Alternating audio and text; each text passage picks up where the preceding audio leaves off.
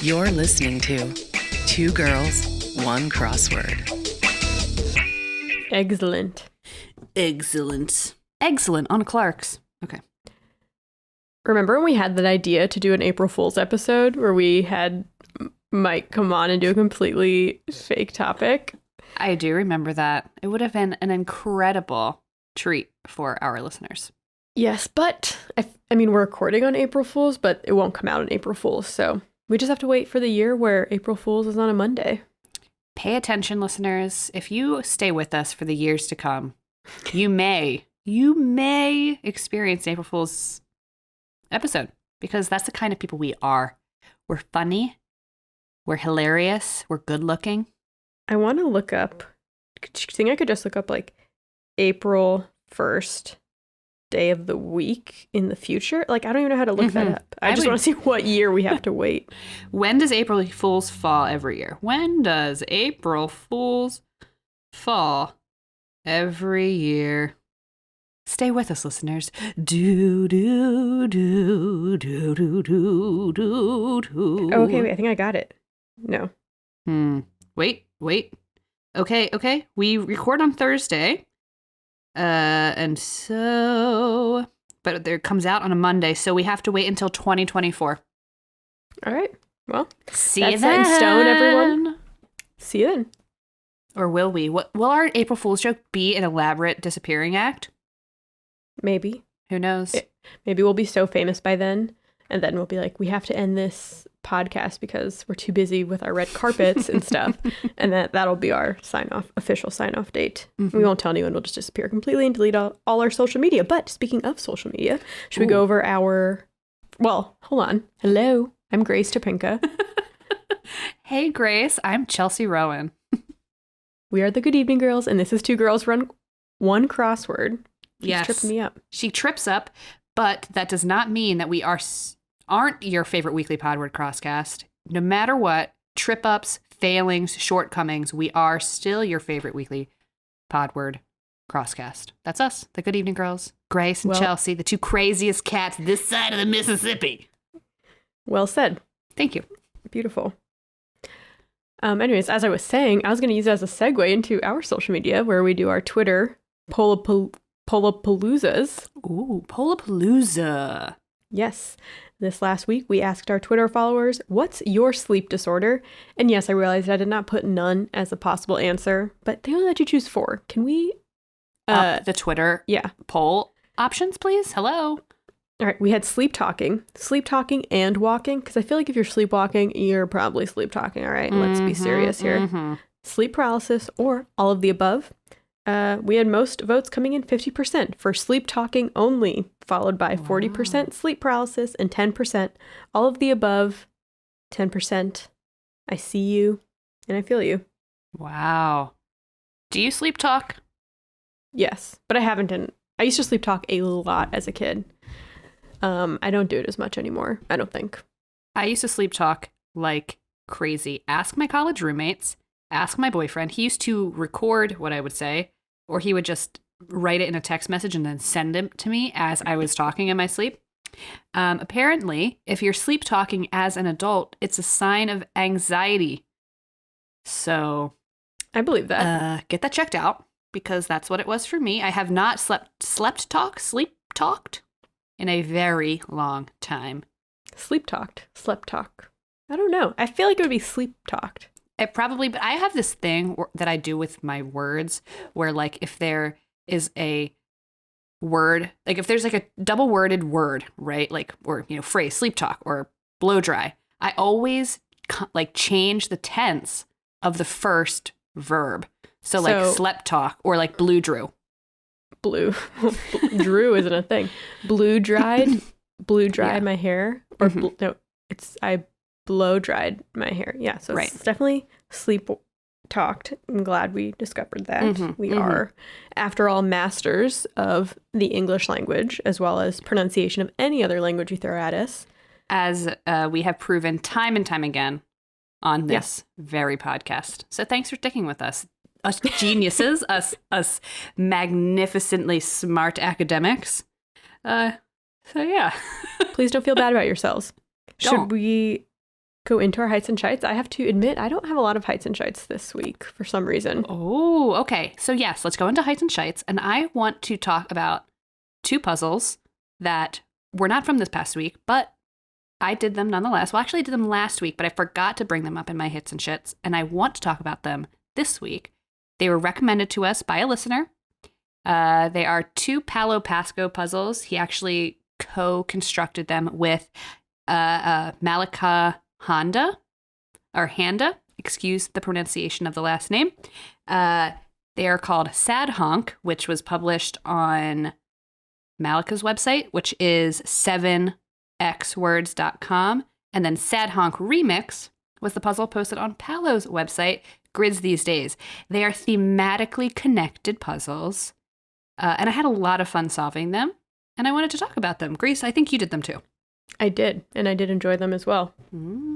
So, first and foremost, the theme of these 2 puzzles. The theme is what's at the crux of this, okay? I'll just read the revealer. Revealer, 51 across. This revealer is in Sad Honk, okay? 51 across. Heart-wrenching Olivia Rodrigo song whose lyrics appear in this puzzle. Grace? Driver's license. And if you haven't heard the song Driver's License, are you living under a rock? You definitely don't have a TikTok. You definitely don't have TikTok if you have not heard Driver's License. I would actually recommend it. It's a pretty great song. I like singing it a lot. Talented singer. Great job, Olivia Rodrigo, I guess. She'd be really happy to hear you say that. Thank you. But essentially, the theme of Sad Honk, which was the first puzzle, was driver's license, right? And then you had 51 across, which was part 1, 23 across, part 2, and 40 across, part 3. And those were lyrics, the famous lyrics from the song. And throughout the puzzle, it read, "You said forever, now I drive alone past your street." And so it's like, pretty simple, right? Red light, stop signs. I still see your face. Okay. I can't sing with you on Zoom because we keep lagging. We need to do karaoke immediately. Yeah, but we need to be in the same room. I know. Well, okay. We have to talk about this later. Okay. Anyway, basically go listen to the song because we did an incredible rendition for you live on air. You're welcome.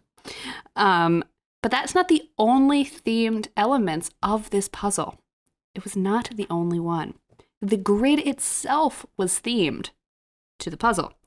For instance, where is it? 57 across. Vehicle artistically depicted by the black squares in this puzzle's center. And the answer was a car. Was just car. Because the black squares in the center looked like a car. Because the song is about driving and getting your license and having your heart broken. Hello. Me, almost 30, listening to that song, like, yes. I have no shame. I really don't. It's beautifully written. And then some other themed clues and answers from the puzzle. 35 down, potentially, or 35 across. I'm sorry, I don't have the indicator here. Event that Olivia Rodrigo and Joshua Bassett probably did not attend together, and the answer was prom, because the whole song is about a breakup. Olivia's a little upset that Joshua broke up with her. We're not going to talk about the age difference, but that is a thing. Google it. It's interesting. Probably for the best that he didn't go to a prom. I would agree. And then we got 11 down. Olivia Rodrigo, but not Sabrina Carpenter. And the answer is teen. So Olivia was with Joshua, and Joshua left Olivia for Sabrina. Okay?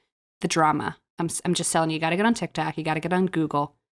Look it up. If none of this is ringing true to you, listeners, we just live in different subcultures. So it's fine. Some people are definitely like, I have no idea what the hell this girl's talking about. It's true. I only kind of know. Peripherally know. The song's great. Check it out. But the puzzle, outside of the theme for Sad Honk, the puzzle had some fun clues that I wanted to point out. For instance, 30 across was butt blank. Butt spelled B-U-T-T. And Matt jokingly was like, butt plug, ha. I put it in and it was right because it's amazing. And then I really liked 45 down. This felt like it was directly written for Grace and I. 45 down, quote, Do you think Margaret Thatcher effectively utilized girl power by funneling money into illegal paramilitary death camps in Northern Ireland? Said blank Andre. Eric Andre, that's probably one of my favorite Eric Andre quotes. Bits that he does. Yes. If you watch us on YouTube, you see I'm often wearing Eric Andre merch because I just have a sweater and a t-shirt with his face on it that I like to wear around my house, and I tend to always be wearing it. And we really like Eric Andre in this house, on this podcast, if you will. So thanks, Paolo and Malika, for including that great quote. That brings me to Sad Honk Remix, which was on Paolo's website, Grids These Days. Again, theme was connected. It was about Driver's License, the song. The revealer, there's 2 revealers, 11 across and 28 across, traffic signals that indicate how you should treat this puzzle's down entries. The first answer was red lights, and the second answer was stop signs, because in the song Driver's License, she goes, red lights, stop signs, I can see your face. In the white lines, I think. I still see your face in the white cars, front yards, can't go to the places we used to go to. 'Cause I still L you, babe. Can't even say love. Can't. Too fresh. It is. The wound is too new. And it's too new for all of us listeners who had our heart broken as we listened to that song. Anyway, so basically, the revealer was traffic or stop signs and red lights. So all of the down answers looked longer than they actually were. So the down answers would actually only be a couple letters, even though the grid said that there was like 10 letters, it would only be 3 or something like that. For instance, and then everything under the answers, red lights and stop signs, were empty, or just marked as X, so nothing. X's. So for instance, 12 across, this was right under the entry red lights. The question was zip, and the answer was nothing. So you didn't put anything in the grid, which was really fun.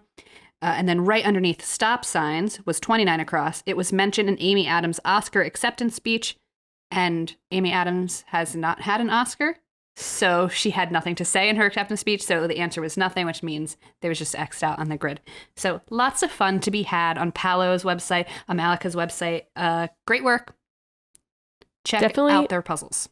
Yes, worth checking out. Indie puzzles that I always this is just me being lazy, but I like to do the crosswords in apps because I just have my routine of opening up the apps and doing them. But indie crosswords are always so fun to do, but they require like 2 more steps that sometimes I'm too lazy to do. But every time I do them, I'm like, wait, no, this is way more fun than the New York Times. But right. Well, we do the New York Times, and I'm just like, oh, whatever, it's this answer. I know that it's this. Move on. Oh, whatever. Next. That's most of my experience with like the New York Times.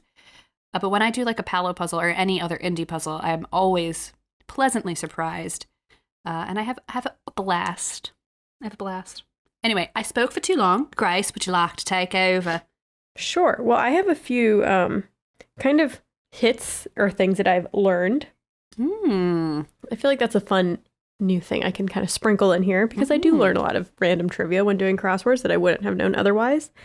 And this is from the USA Today crossword on March 31st, first by Zhaoxin Bernakel, 52 across, streaming service whose name means gourd in Chinese. Is it Roku? That's what I thought. Hulu. Ah, okay. I didn't know that. I don't know if that's on purpose. I don't know if it's a coinkadink. I love this. Now we know. That was fun. And then another one that I feel like I did know this, but it wasn't at the forefront of my brain, was from the Tuesday New York Times by Alex Rosen and Brad Wilbur, Tuesday, March 30th. The whole theme of the puzzle was the revealer was 38 across, person known by a single name as found in these other 4 answers. It's mononym. So then the other answers, for example, 29 across, 360 martial arts maneuver was spin kick, and then the word pink was circled. So Pink, the singer. There was Eminem, Enya, and Bono. Gotta love a good mononym. Surprised Seal didn't make the cut, but, I thought Beyonce was going to be in there too. Wait, who'd you think? Seal. Oh, Seal. I thought I said Elton. Like, well. Yes, No. people would recognize him by his first name, but I thought Beyonce was going to be in there for sure, even though she does have a last name. I guess the struggle with Beyonce is trying to find a word or two words that cross-sect her name. That is true. I was really surprised that they got Eminem in there. Well, I forget what, I don't have the clue here, but the answer was mine, mine, mine. Right. Greedy person's cry, 55 across, was Do you mine, think mine, mine. Eminem knows that mine, mine, mine, his name is like perfectly in the center of that phrase? If you have a direct line to Eminem, now is your chance to give him a little bit of information. Let him know, because he could use that maybe. He could in a rap song.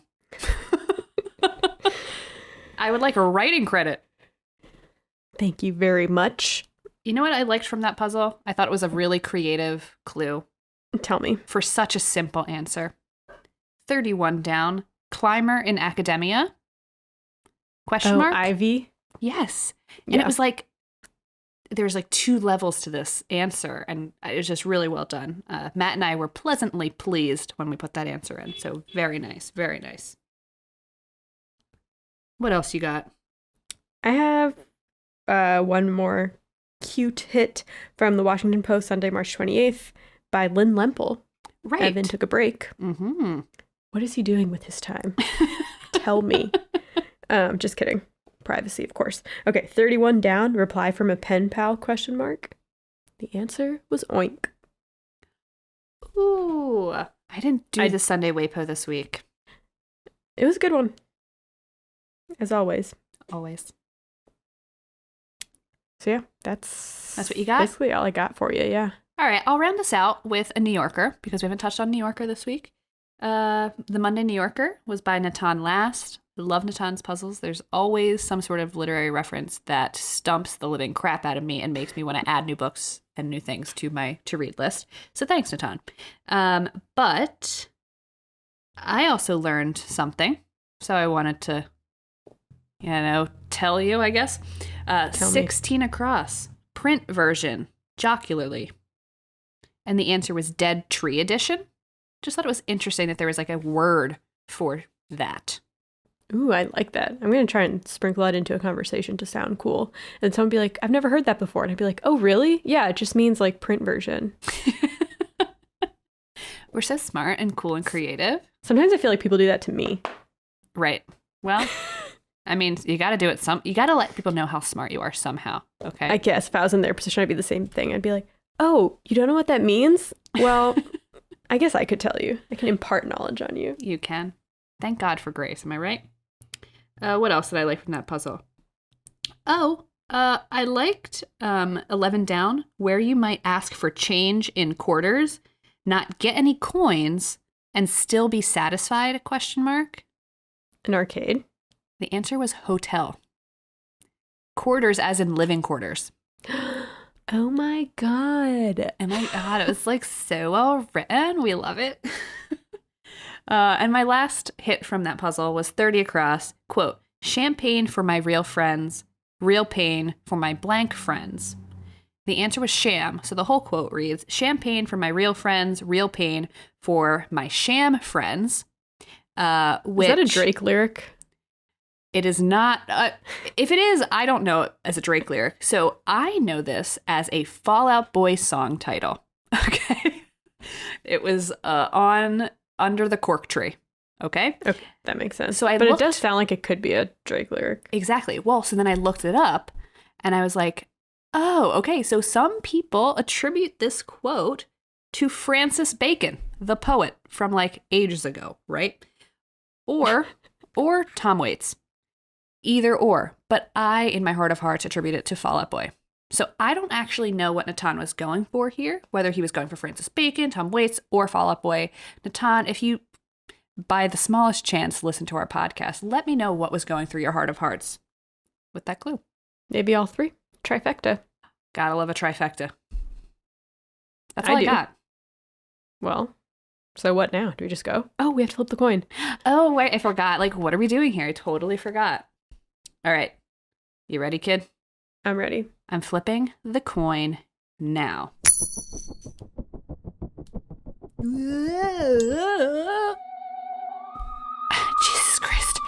It's frickin' tails. And I Woohoo. literally cannot. Why are you mad about it? My tails wasn't even real last time. It's true. She had a fake tails last I time. had to share with this loser. If you missed last week's episode, joke's on you because we had the same topic and it was a great reveal. So go check it out, okay? Okay? All right, Grace. What do you got for us today? My topic comes from the Monday, March 29th New York Times by Lynn Lempel. And it was 11 across, naked blank jaybird. As a jaybird. Correct.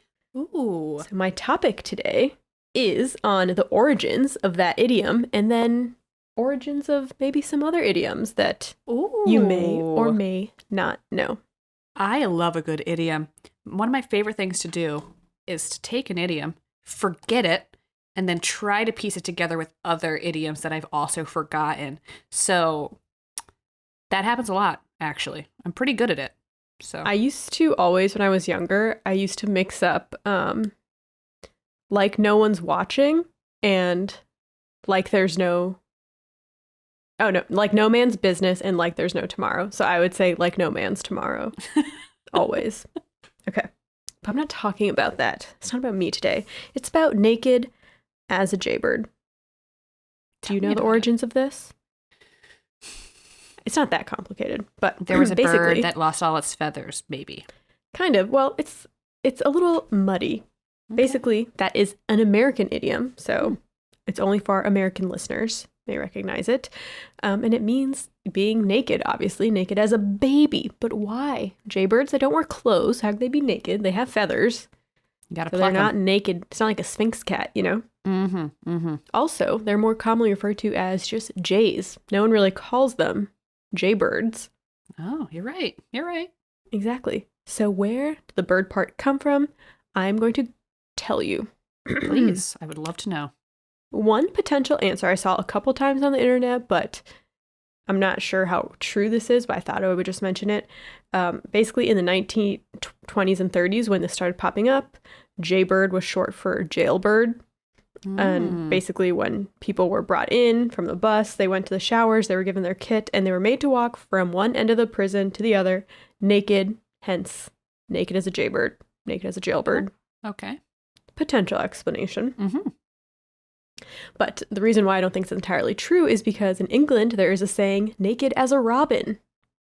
Okay. Listen up, So folks. Any of our English listeners, is that real? Or is the internet lying to me? Do you all say naked as a robin out there? Let me know. But anyways, there's something, connection between nudity and birds for some reason. And most of this information is from the Early Sports and Pop Culture History blog by Peter Jensen Brown.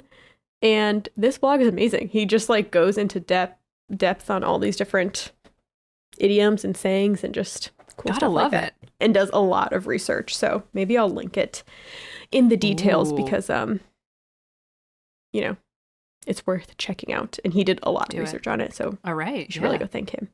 But I want to give a shout out. He mentions a jay in one of Aesop's fables, which was a topic we did not too long ago. Ooh. So there's an Aesop fable called The Jay and the Peacock, and in this fable, the jay covers himself in peacock feathers to appear fancier, but the peacocks caught onto him and plucked all the feathers away. The whole moral is that he was still just a jay bird this whole time, and you can't escape who you really are, no matter how many peacock feathers you stick to your butt. Listen up.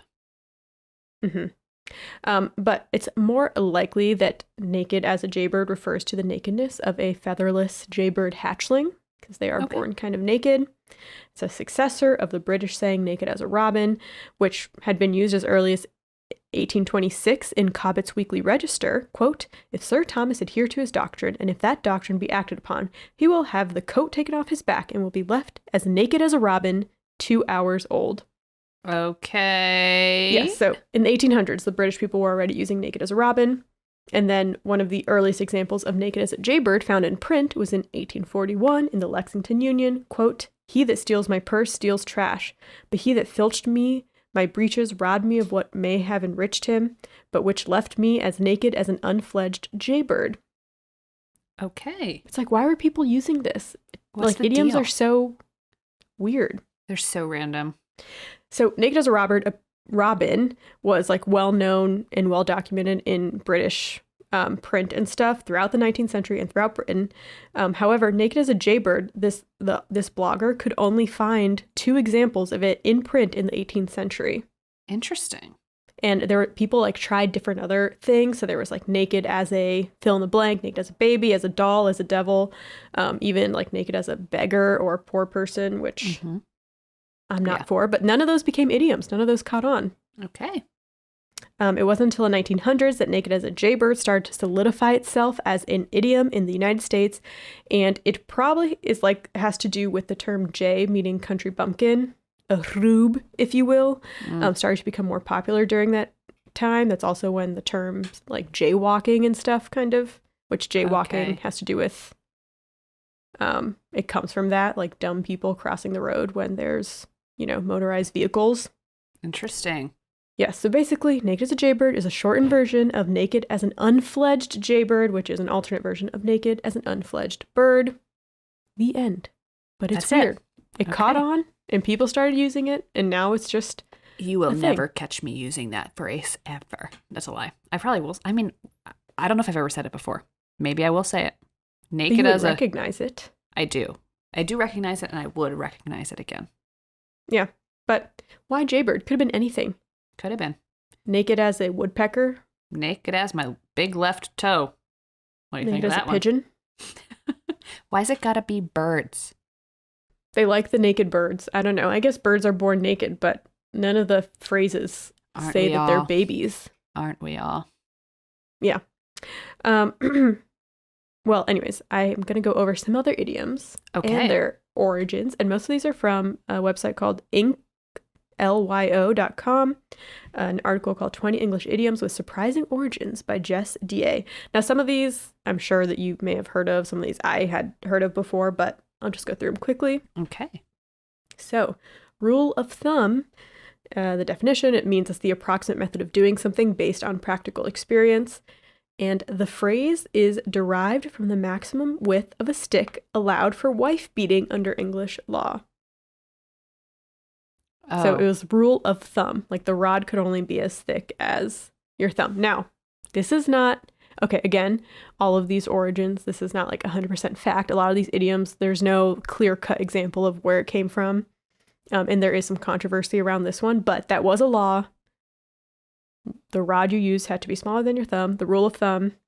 But according to the Encyclopedia of Word and Phrase Origins, rule of thumb is additionally defined as a method by which brewers once tested the temperature of a batch of beer. They dipped a thumb in the brew. Let's stick with that one. Yeah, I agree. But don't forget about that law, folks. It really existed. Don't forget about it. I mean, the internet told me it really existed. I don't know. Okay. The next one is bite the bullet. Oh, yes. Which means to endure a painful situation. Mm-hmm. So in the olden days, when doctors were short of anesthesia, or like during war and stuff, they would ask the patient to bite down on a bullet to distract them from the pain. Oof. Oh, I had also heard that you might be like a piece of leather or something. Yeah. A bullet seems kind of hard.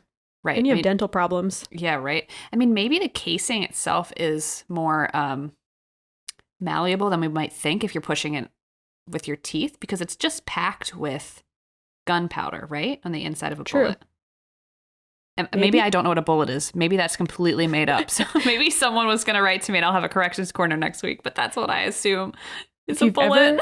Ever bitten a bullet, let us know. Please. Literally, not metaphorically. Yes. All right, this one I feel like a lot of people probably know. Mad as a hatter means a so-called crazy person prone to unpredictable behavior. And basically in the 17th century France, poisoning occurred among hat makers who used mercury for hat felt. So Mad Hatter disease was marked by shyness, irritability, and tremors that would make a person appear, quote, mad. Woof. Yes. That sucks. Caught red-handed. Okay. So this means getting caught committing a crime with the evidence obvious and out there for everyone to see.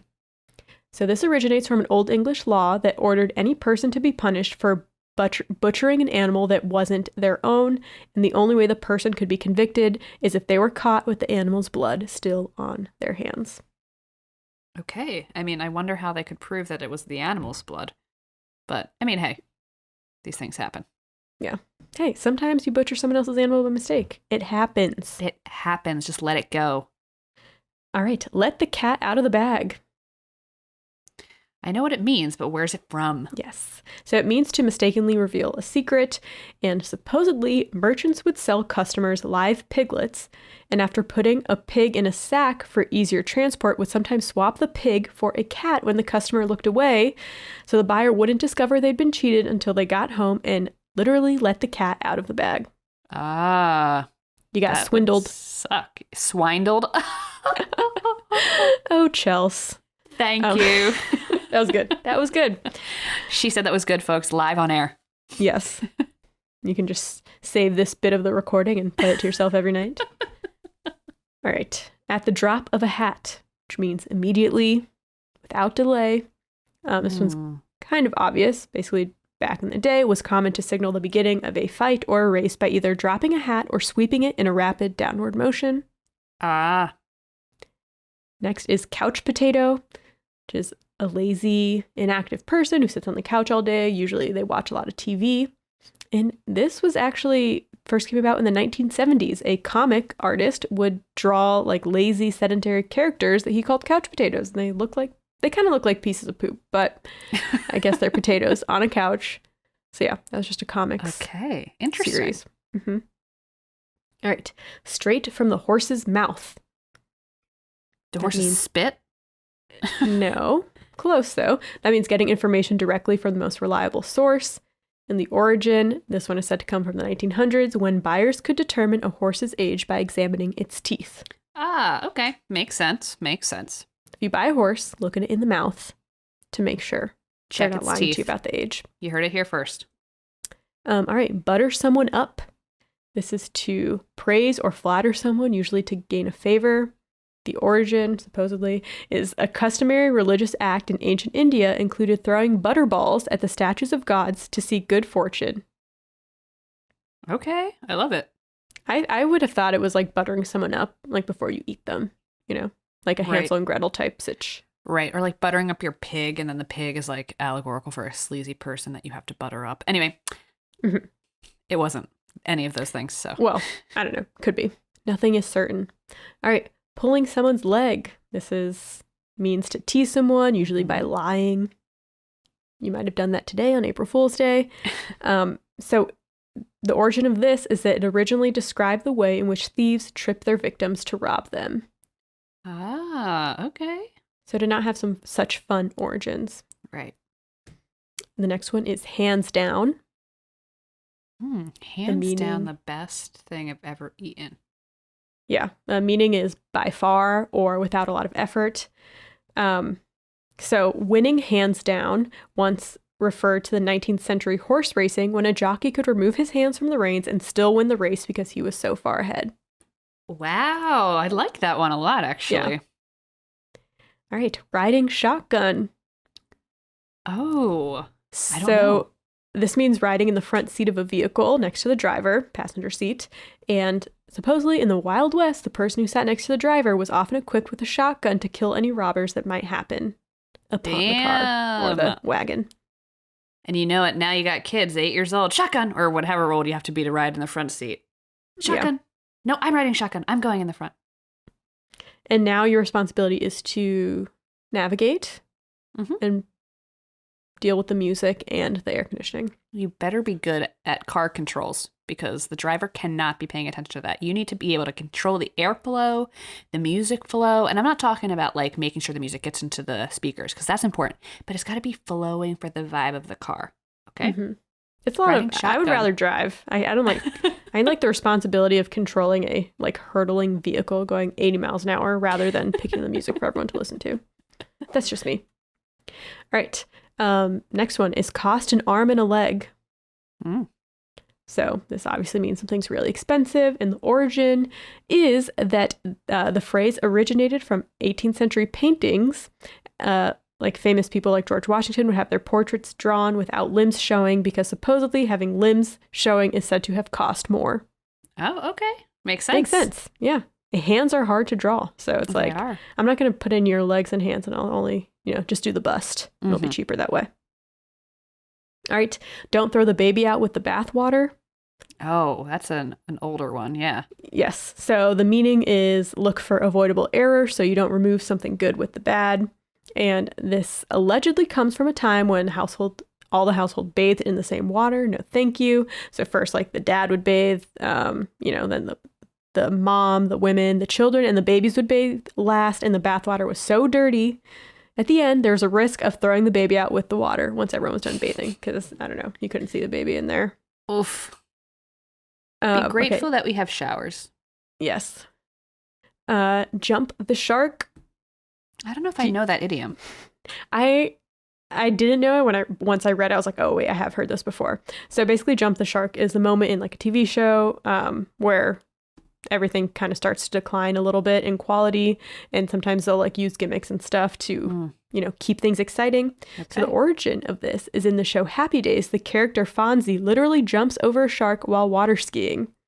Oh. Afterward, radio personality John Hine popularized the phrase "jump the shark" to describe the decline of the show. Wow. Okay. I love it. That one's very literal. Yes. And I would like to watch Fonzie jump over a shark. Who wouldn't? Maybe that will be our Instagram photo. Ooh. Okay, minding your P's and Q's. Is this something about calligraphy? No. Okay, then I got nothing. So that means to be on your best behavior. And, well, it could have something to do with calligraphy. I don't know. But one of the most well-known origin stories is that bartenders would keep track of the pints and quarts consumed by their patrons with the letters P and Q. Oh, okay. It's also like mind your drinks, keep your wits about you. Yes. Watch your pints and quarts. All right, this one, I feel like you use this one a lot. Get one's goat. Oh, yeah. Got my goat. I love that one. Yeah. So it means to irritate or annoy someone. And the origin, this comes from horse racing as well. So jockeys placed goats in the stables with their horses because that's supposedly relaxed the horses to have their little goat friends there with them. But competitors would remove the goats of their rivals to spook the horses, hoping they would, that would give them an edge. Oh, okay. And that's why they'd be like, oh, we got my goat. He got my goat and my horse was spooked. I love it. Exactly. And my final one is pull out all the stops, which means you do everything to make something successful. So this alludes to the organ. It refers to when stops are pulled out to turn on all the sounds in an organ, allowing the organ to play all the sounds at once and therefore be loud as possible. Wow. Okay, love it. So that's it. Those are all my idioms. Great topic. I really do use "you got my goat" a lot. You do use it all the time.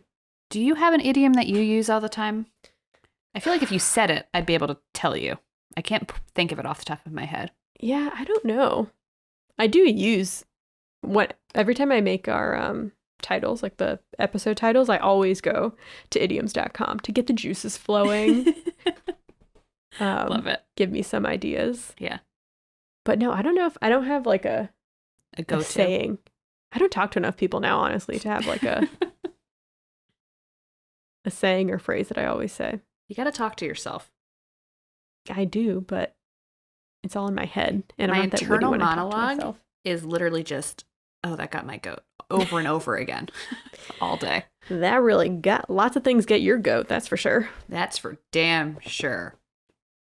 Your goat got. Your goat got. No. Getting. Yeah. It got getting? It got gotten.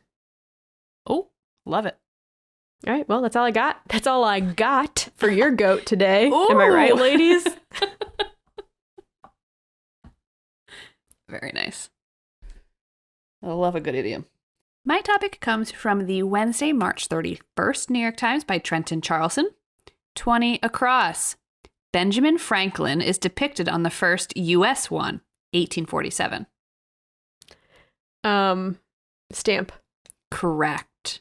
You know, I just had to do this topic because I really wanted Benny Franks to make another appearance on the podcast.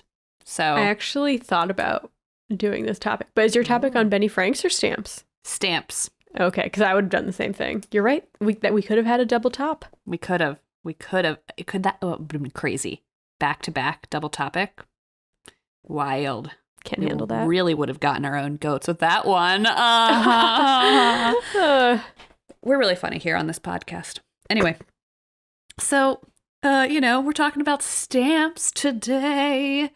Shout out to the American, I'm going to really try and say this word correctly the whole time, American Philatelic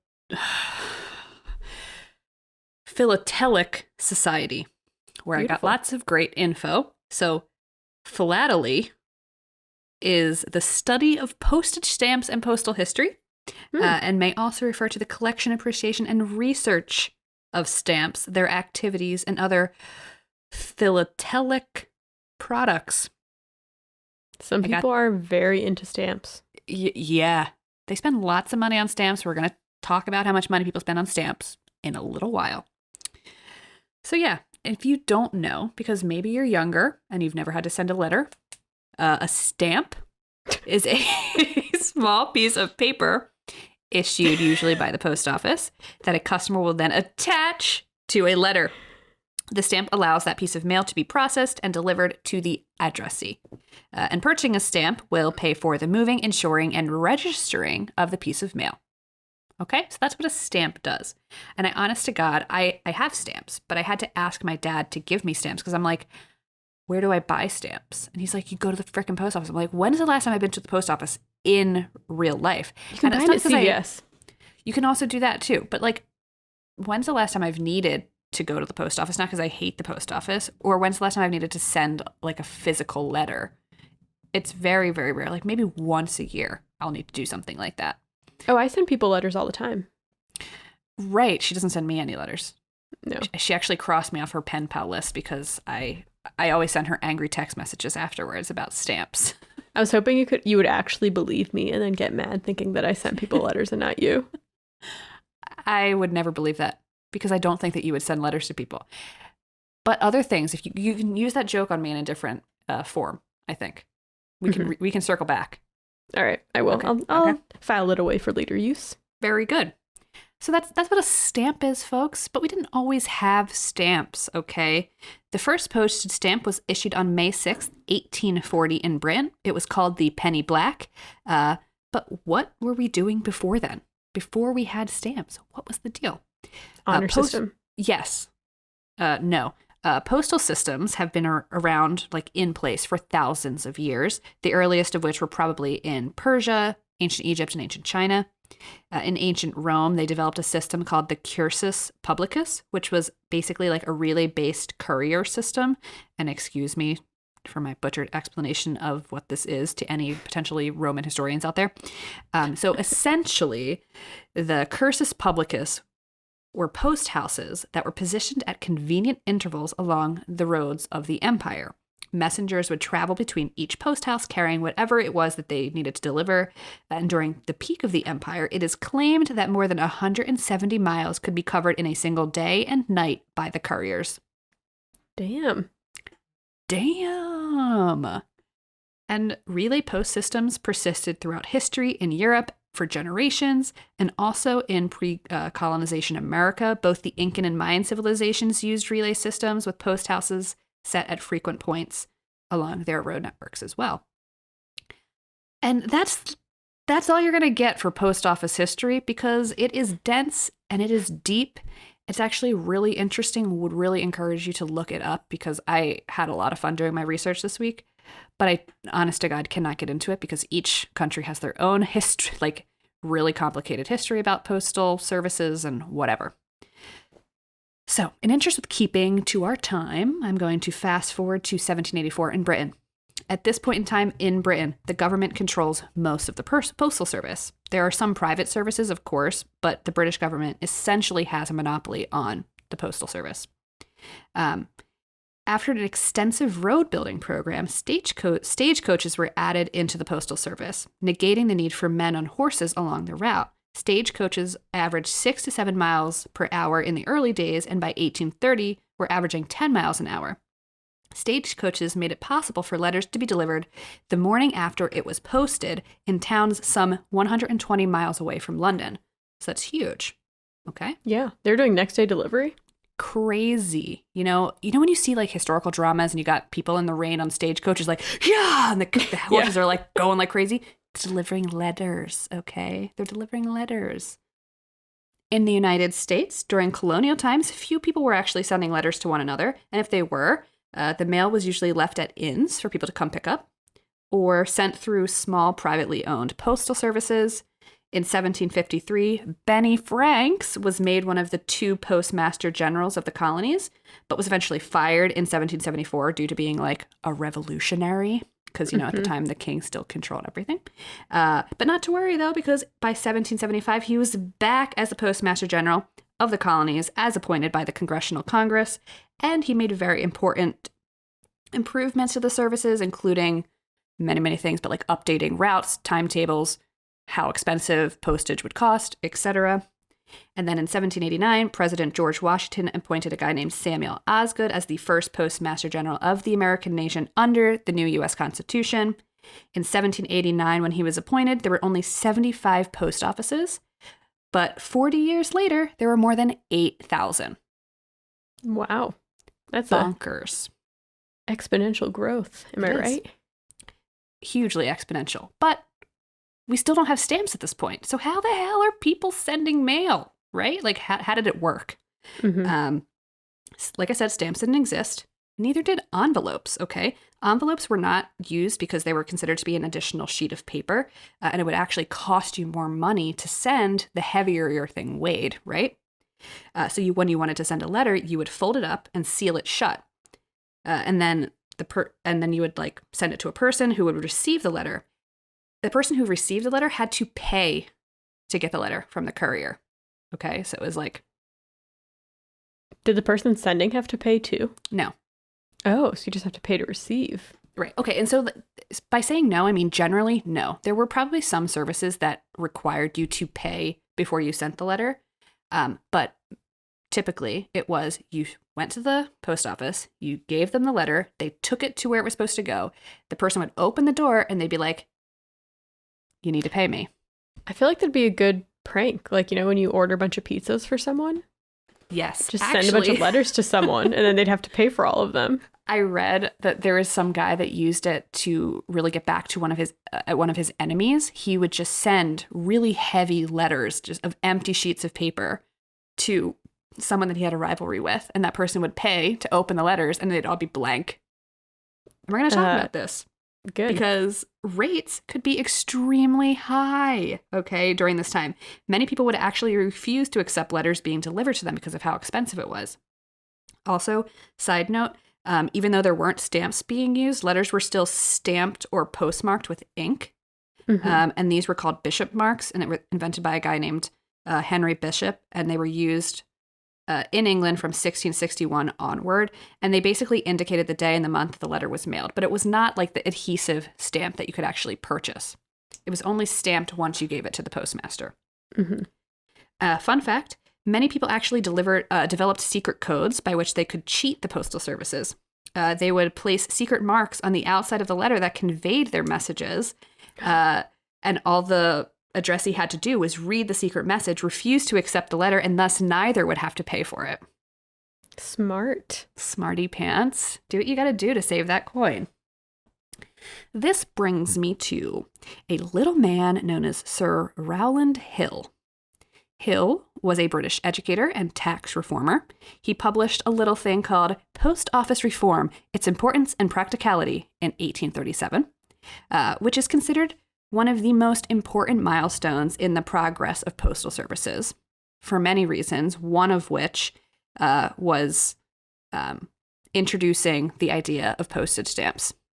So the cost structure of postal services at the time was failing and losing the British government money. A big aspect of this was the collection of postage payment upon delivery, because people would not pay. Like it was too expensive. So Hill, he had a solution, and it was a uniform postage rate regardless of distance and requiring payment of postage before it was delivered. And you would do this by buying a small adhesive stamp, and they'd be sold at post houses. He proposed a rate of 1 penny for each half ounce. So that's how much it would cost to send a letter back in Britain at the time. It's a good deal. Pretty good deal. The idea was known as penny post, and it was introduced in 1840. He designed the first stamp himself, and it was the profile of Queen Victoria, who was the monarch at the time. Mm-hmm. The stamp was printed in black and soon became known as the penny black, and it is the world's most popular stamp because it is the first stamp ever. Oh, collectors must love that. They eat love that this up. ship. Yeah, they eat it up. These first stamps were imperforate, which means they weren't perforated. You actually had to cut each stamp out. The first perforated stamps did not appear until 1854 in Great Britain. So let's do across the pond to the US of A. Mm-hmm. Stamps were first issued in the USA in 1847, 7 years after the Brits got them. The postmaster at the time was Cave Johnson. He knew his department was working at a deficit, and he needed a way to make some money, and he believed stamps were the solution. Congress ate that shit up. They were like, yes, let's do it. But apparently, stamps were not initially popular in the US as they were in the UK. People in the UK were like, yes, we love this. It makes sending mail more accessible. But people in America are annoying. Can't change stuff on them. You cannot. You cannot. During the first 5 years after federal stamps were introduced, less than 2% of America's mail made use of them. And according to a guy named Joe Gracie, he's a specialist at the National Postal Museum, prepaying a letter suggested that the recipient was too poor to pay for it himself. Essentially, a stamped or prepaid letter was sometimes seen as a way to insult the person. Oh my gosh. Hashtag America. That is like so American. Well, Like- what if you used a stamp and sent a letter and then the person opened it and was just like, sucks to be poor? That you might need the extra help. I mean, yeah, that's actually a great joke. If I went back in time, that would be the first thing that I did to somebody, because why not? But like without a stamp, sending mail in the US was expensive. A single letter from New York City to Buffalo cost 25 cents. Consider this. A day's labor at the time might earn you a little more than $1. What's in that letter? It better be like Right. changing my crazy. life. And then in 1845, it was calculated that sending a letter from somewhere in the east or the south to the northwest might cost the equivalent of a bushel of wheat or an entire day's labor. So like a little over $1. Could you imagine if a stamp cost as much as like a day of work? That's crazy. That's insane to me. But yeah, like I said, stamps were introduced in 1847 in the US. And around this time, new reforms to the Postal Service guaranteed uniform rate structures for sending mail. Half-ounce letters cost 5 cents when traveling under 300 miles and 10 cents if they traveled more than that. And as the crossword clue said, Benny Franks was one of the first to be depicted on a U.S. stamp. Benny Franks was the first postmaster general, after all, and he was featured on the 5-cent stamp. The first president, George Washington, was featured on the 10-cent stamp. Those were the first two stamps. Benjamin Franklin just did everything. He did. Was there no one else around? No, he was booping and bopping around. Also, like, not to like, whatever, but like the shape of this man, he doesn't seem like someone who's booping and bopping. He's very eggy. He's like opening up libraries, playing chess with hot women, making like Discovering being the electricity. Postmaster. Yeah, like what? I don't know, man. That man was And crazy. how old was he when he died? Wasn't he? He wasn't that old when he died. That's a great question. What Do a you want to lifetime. Google it? Yeah, I can do it. All right, cool. So despite there being like advantages of using stamps and prepaying for your postage, Americans clung to their old stampless ways to the point that where in 1855, Congress had to pass a law making the use of stamps compulsory. They had to be like, you have to use a stamp or you cannot send mail. This all sounds familiar. Like you have to be wearing a mask if you want to go into the grocery store. Okay. I don't know why I thought he died young. He was 84 when he died, which I feel like is really old Oh, that is pretty old. for I guess, 1790. yeah, he got a lot of shit done, so good for him, I guess. Whatever. I don't know. Do we like him? I feel like I don't think we like him. I mean, thanks for the libraries, but Thanks for the memories. Even though they weren't so great. grand. It tastes like you, only sweeter. That song is actually about Oh. Benjamin Franklin and the complicated relationship. He had with his first wife, actually. Seriously. Yeah. You should look it up. That's so strange. That's so funny. Okay. I feel like it all came full circle. That I can't. Can you believe? So yeah. Gotta love Benny. He shows up where we need him. Okay, letters were once just for the upper class, okay? But thanks to the invention of stamps and postal systems reforms, sending mail became easily accessible to the general public. It's often likened to the invention of the telephone and the internet, so free and easy exchange of ideas. Just kind of interesting to think about. I never thought of it like that. You had to have money to send mail before stamps, and stamps made it possible for you to communicate with loved ones everywhere. Very cool. Let's talk about stamp designs. There are several elements that are required to make a satisfactory stamp design. The first is denomination. You have to have the monetary value somewhere on the stamp, right?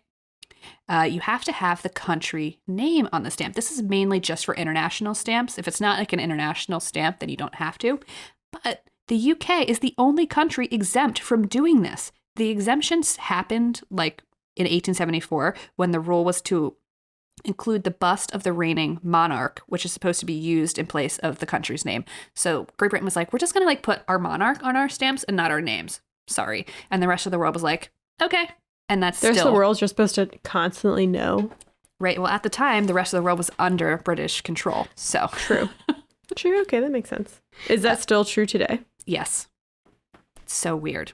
It's very They weird. think they're so special. They really, Just really kidding. do. Wait, I have more on that. So hold on. Okay. Hold on to your horses. It's gonna get your goat. I have a lot of fun. Okay. The next element that's important to stamp design is the actual graphic design, which usually falls under the following categories. It is either a portrait or bust, an emblem, which could mean coat of arms, flag, national symbol, etc. Numeric, so a design built around the numerical value of the stamp, or pictorial. In the UK, between 1840 to 1900, all British stamps use the exact same portrait bust of Queen Victoria. And there are only 2 rules for designing stamps in the UK. The value must be present and the monarch's head must be present. Every single stamp. In 1964, a designer named David Gentleman suggested that the Queen's head be omitted and replaced with the words Great Britain or UK postage. This idea was overthrown by the Queen herself. And the monarch's head remains on stamps to this day. But do people have fun with it? Like, do they I'm sure Photoshop they her do. head like on a kangaroo or something? I don't think they do that, but they can have like a really tiny, tiny depiction or like silhouette of her head in the corner and then just have like their own pictorial graphic design sort of element. Her head like in the sun, like a Teletubbies baby? If someone didn't do that, that is like the most epic fail in all of history. Maybe that needs to be us. Maybe we need to be UK stamp designers if they'll have us. I think they will have us. I think they absolutely will not, but Yeah, they don't a girl like can Americans dream. over there. Pictorial stamps are the most prominent, if only because there are so many different possibilities of designs, essentially like unlimited options. Plants, animals, figures from history, landscapes, original artwork.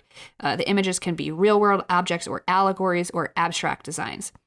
And these pictorial designs are often influenced by important dates or anniversaries, so like 4th of July, right? Required annual issues like Christmas stamps, postal rate change, popular demand, etc. Like people really wanted Elvis stamps, so they made Elvis stamps. Disney stamps. Disney stamps, literally. And because the postal administrations are either like a branch of government or official monopoly under governmental supervision, the government has the ultimate control over the choice of designs, okay? This means the designs tend to depict a country as the government would like it to be perceived rather than the truth of how it is. For instance, during civil unrest in the 60s in America, the government released "Support Your Cops" stamps, for instance. Interesting. So that's a thing. Do they still have pictures of that? I mean, I'm sure they do. I'm sure they do. I could look it up, but Yeah. that's an interesting fact that I read. Mm-hmm.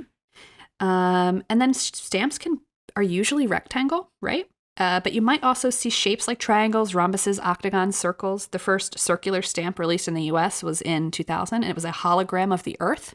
Gotta love it. Wow, that must have really shaken up the stamp world. It really like shook things up. It's like very Y2K to have like a Yeah. hologram of the Earth.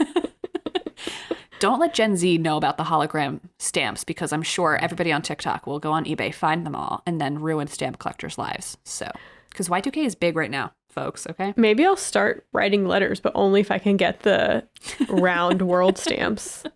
Do they make them in current, what is it, 55 cents now, I think? That's a great question. I don't have that answer. But if somebody out there has the answer, please write to us and let us know.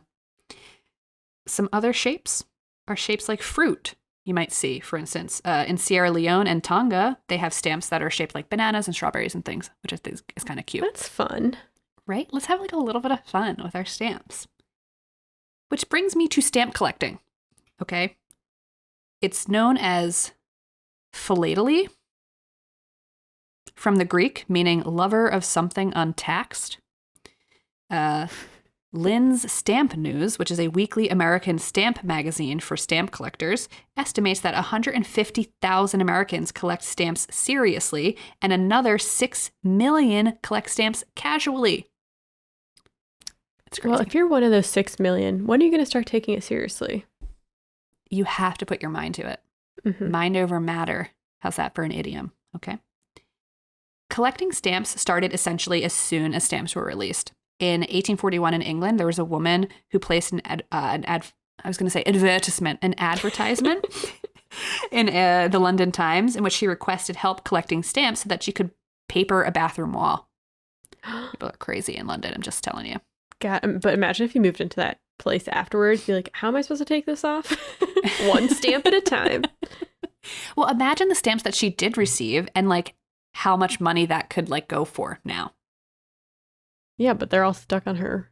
People would cut the right off and put it in their little stamp books. People are crazy. True. Okay. So stamp catalogs started to be published in the 19th century, and it would help collectors keep track of what was out in the world and what they could be collecting. Probably the most famous catalog for collectors is the Scott catalog, published by the Scott Publishing Company. Michael Scott, that is. It's updated annually and lists all of the stamps in the world that its editors recognize as issues for postal purposes. So if you're interested in starting collecting, I guess get yourself a Scott catalog and see what stamps you've got. Okay? I want to end by going over some of the most famous and valuable stamps in history. Just a quick little rundown. Okay. The penny black from Great Britain. It's the world's first postage stamp. I don't really have to go into that one. Like, it is the most famous stamp because it is the first, okay? If you're a true collector, you should have one. Actually, I don't actually know how difficult it is to get a penny black, but, very cool. So then there is the inverted Jenny, which is from the United States. The inverted Jenny might also be called an upside down Jenny. It is a 24-cent stamp. It was first issued in 1918. The image is a Curtiss JN-4 airplane, which was actually the first plane that was used to deliver mail. The design was actually printed upside down, so it's a design error. Ooh. I kind of want to get into stamp collecting. Right? The error only appeared on one sheet of 100 stamps, so there's only 100 copies of this out there. And a single inverted Jenny sold at auction for $1,351,250. Okay. Who did like a museum buy that? Because usually they're private collectors are also millionaires. I want to meet this person who's like a billionaire and a avid stamp collector. What's their story? If you Google the most valuable stamps, a lot of their names are in the articles. So then you could Google them and figure out how. It's probably generational wealth. I mean, who are we kidding here? Yeah, no. Seems like a weird crossover. Very much so. The next stamp is the Tress Killing Yellow, which is from Sweden. Only one example is known to exist today due to a printing error. So it's like a 3-cent stamp, essentially, that was supposed to be printed blue. But it was accidentally printed yellow, and only one exists. And it's like the very first stamp from Sweden. Okay. The one in existence sold in 2010 for an estimated $2.9 million. A stamp. Do you imagine like someone's grandparents just bought stamps a long time ago casually, and then someone's like, hey, grandma, do you use these? Like, no, you can take them. And then finding out one of them was like super rare. Right. Ugh, the dream. I'm going to start buying stamps now. I mean, if you go to YouTube, you're going to see me, it lifts up my forever stamps. Okay. Yeah. These are worth like however much they're worth, 55 cents now. Okay. First class mail.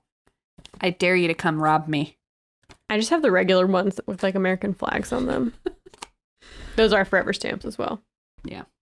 Well, the last stamp that I'm going to talk about, and there's many, many famous popular stamps that you can Google. There's lists all over the internet. The last one I'm going to talk about is the British Guiana 1 cent magenta. That's what it's known as. And it is considered to be the world's most famous rare stamp. It was issued in limited numbers to British Guiana, now Guyana, in 1856. When a shipment of the stamps went missing, the printers ran an emergency run and added a small boat to the stamp underneath the signature of the postal clerk.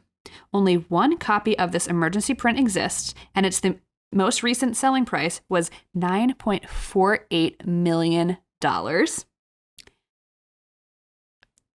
Wow. Yeah. These are rich nerds. They're so nerdy, okay? And it is the only major postage stamp not represented in the British Royal Philatelic Collection, which is essentially the royal family's stamp collection. It's the only royal stamp. Family doesn't even have it? They don't That's even embarrassing. have it. It's so embarrassing. So, yeah. That's what I got for stamps for you. I had a lot of fun with that one. It's interesting. Almost makes me want to, start a little collection here and there. Right? It's kind of cool. Yeah, the history behind like the rare stamps is cool. Right. Like why? And why is there a tiny boat? Right, exactly. Because it was an emergency run and they needed to get it out. And a lot of the rare stamps seem to be from British colonies at the time. That they ran these like really limited runs of stamps, and then they eventually got their freedom and started releasing their own stamps. And so there's very small batches of rare stamps with like Queen Victoria's face on them and all this stuff. And I was like, God damn, I could go down a rabbit hole on this topic. You can, and you did. I could take out a $9.48 million loan and get myself that magenta stamp. Honestly, it's an investment at this point. Wait another 10 years, sell it. Hello. Double in price. Break So, even. Come back in 10 years and see if I finally have myself that stamp. We'll see. Yeah. All right. Well, until then, if you don't want to wait till then, you can follow us on Twitter at The Good Eve Girls. Or Instagram at The Good Evening Girls. Or TikTok at The Good Eve Girls. That's true. And just a quick little note, we are taking a week off. Oh, yeah, so we are. You'll have to wait an extra week for an episode. So sorry, my friends. I could upload a voice memo of myself breathing. Ooh, that's a great People would be into idea. that. Maybe we could actually sing the driver's license song and then upload that in place of episode 85. That would just be cruel. Cruel to our listeners, but we would have a lot of fun. So what's the most important thing here? Yeah, our fun. Well, I guess that's it and that's all. That's we'll it and that's see all. y'all in 2 weeks. See you then. Bye, friends. Bye.